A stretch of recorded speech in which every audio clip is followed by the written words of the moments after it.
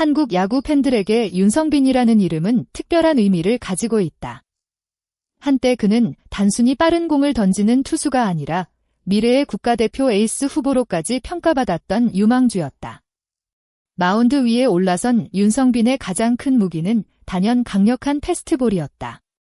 시속 160km에 가까운 공을 던지는 모습은 많은 팬들의 시선을 사로잡았고 타자들이 쉽게 대응하기 어려운 압도적인 구위를 보여주기도 했다. 빠른 공 하나만으로도 상대 타자를 긴장하게 만드는 투수. 그것이 바로 윤성빈에게 붙었던 기대였다. 물론 그의 투구에는 항상 과제가 있었다. 강력한 구위와 함께 따라다닌 고민은 바로 제구였다. 때로는 스트라이크 존을 벗어나는 공이 많아지면서 스스로 위기를 만드는 장면도 있었다. 하지만 윤성빈에게는 다른 투수들이 가지지 못한 특별한 무기가 있었다. 위기 상황에서도 힘으로 타자를 압박할 수 있는 능력이었다. 볼넷을 내주더라도 삼진으로 해결할 수 있는 투수. 다소 과감한 평가였지만 그만큼 윤성빈의 가능성을 잘 보여주는 표현이었다. 지난 시즌에도 다시 한번 기대감이 커졌다. 빠른 공을 앞세워 타자들을 상대하는 모습이 나타났고 롯데 자이언츠 역시 윤성빈을 불펜에서 중요한 역할을 맡을 수 있는 자원으로 바라봤다. 하지만 야구는 언제나 예상대로 흘러가지 않았다. 투수에게 부상은 단순히 경기에 출전하지 못하는 문제가 아니다. 특히 어깨 부상은 투수의 생명과도 연결되는 매우 민감한 부분이다. 공을 던지는 순간마다 어깨에 반복적인 부담이 가해지기 때문에 몸 상태에 대한 불안감은 경기력에도 직접적인 영향을 줄 수밖에 없다. 윤성빈 역시 긴 기다림의 시간을 보내야 했다. 팬들은 그의 복귀를 기대했지만 실제 경기에서 예전 같은 모습을 보여주는 과정은 생각보다 쉽지 않았다. 복귀 후 첫 실전 등판에서 기록한 결과는 많은 사람들에게 충격을 안겼다. 아웃카운트를 하나도 잡지 못하고 사실점을 기록했다는 숫자만 보면 분명 아쉬운 경기였다. 하지만 그 안에는 부상에서 돌아온 투수가 겪는 현실적인 어려움도 담겨 있었다. 투수는 단순히 공을 빠르게 던지는 능력만으로 성공할 수 없다. 자신의 몸 상태를 믿고 원하는 곳에 공을 던질 수 있는 자신감이 필요하다. 부상 이후 첫 경기에서는 이런 감각이 완벽하게 돌아오지 않았을 가능성이 크다. 특히 윤성빈처럼 강한 구위를 장점으로 가진 투수에게 제구 불안은 더 큰 부담으로 작용한다. 빠른 공이 스트라이크 존을 벗어나면 장점이 오히려 약점으로 바뀔 수 있기 때문이다. 그러나 중요한 것은 실패 이후의 변화였다. 윤성빈은 흔들리는 순간에도 다시 준비했고 다음 등판에서 완전히 다른 모습을 보여줬다. 첫 경기의 부진이 끝이 아니라 과정이었다는 것을 증명한 것이다. 모든 부활은 한 번의 완벽한 경기보다 작은 변화에서 시작된다. 윤성빈에게 12구 무실점 투구가 더욱 의미 있는 이유도 바로 여기에 있다. 2일 퓨처스리그 경기에서 마운드에 오른 윤성빈은 이전 경기와 달랐다. 결과는 1이닝 무피 안타, 무볼넷, 무실점. 그리고 탈삼진 1개. 숫자만 보면 짧은 1이닝 경기처럼 보일 수 있다. 하지만 윤성빈에게 이 1이닝은 단순한 기록 이상의 의미를 가지고 있었다. 가장 눈에 띈 부분은 바로 투구수였다. 윤성빈은 단 12개의 공으로 3개의 아웃카운트를 만들어냈다. 투수가 한 이닝을 15개 안팎의 공으로 마무리하면 효율적인 투구라고 평가받는다. 그런데 윤성빈은 그보다 적은 공으로 깔끔하게 이닝을 끝냈다. 무엇보다 중요한 것은 볼넷이 없었다는 점이다.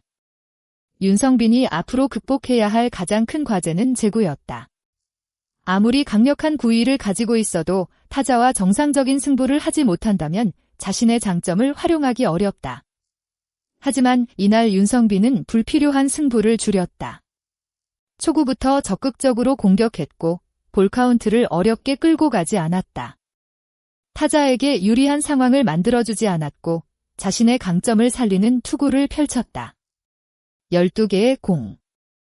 짧은 숫자 안에는 윤성빈이 앞으로 나아가기 위해 필요한 변화가 담겨 있었다.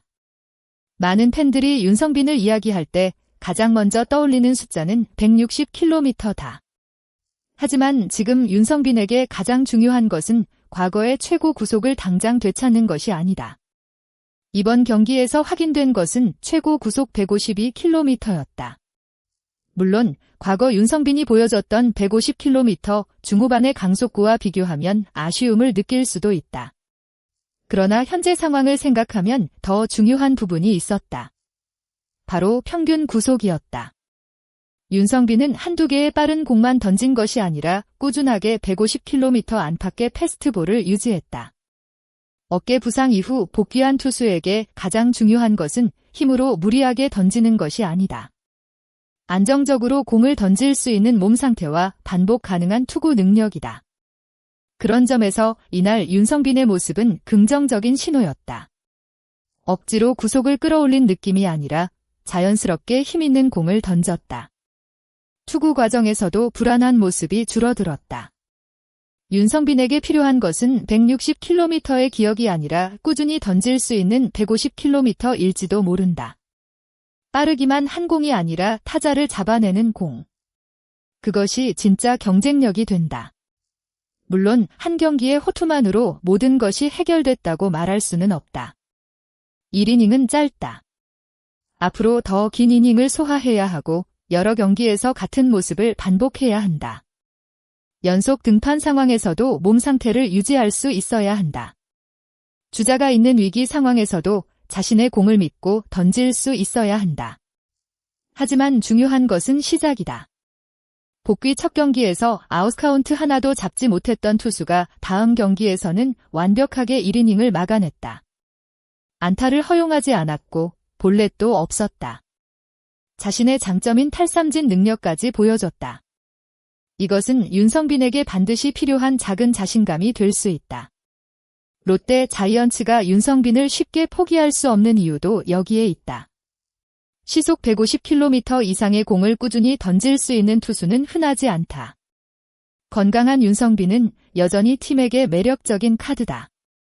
결국 핵심은 하나다. 강한 공을 얼마나 안정적으로 스트라이크 존에 넣을 수 있는가? 2일 경기에서 윤성빈은 그 가능성을 보여줬다. 160km라는 화려한 숫자가 아닌 12개의 공으로 만들어낸 안정적인 1이닝. 어쩌면 이것이 진짜 부활의 시작일 수 있다. 윤성빈에게 필요한 것은 거대한 선언이 아니다. 오늘 보여준 1이닝을 다시 만들고 또 만들어가는 것이다. 그 작은 성공들이 쌓이면 언젠가 다시 롯데의 1군 마운드에서 자신의 이름을 증명할 기회가 찾아올 것이다. 한때 모두가 기억했던 160km의 투수. 그리고 지금 다시 자신의 길을 찾고 있는 윤성빈. 그의 도전은 아직 끝나지 않았다. 여러분은 윤성빈의 이번 12구 무실점 투구를 어떻게 보셨나요? 과연 윤성빈이 다시 롯데의 1군 불펜에서 중요한 역할을 맡을 수 있다고 생각하시나요? 여러분의 생각과 응원 메시지를 댓글로 남겨주세요. 이번 영상이 재미있고 도움이 되셨다면 좋아요와 구독 부탁드립니다. 앞으로도 더욱 빠르고 정확한 야구 소식과 깊이 있는 분석으로 찾아뵙겠습니다. 끝까지 시청해주신 모든 분들께 진심으로 감사드립니다.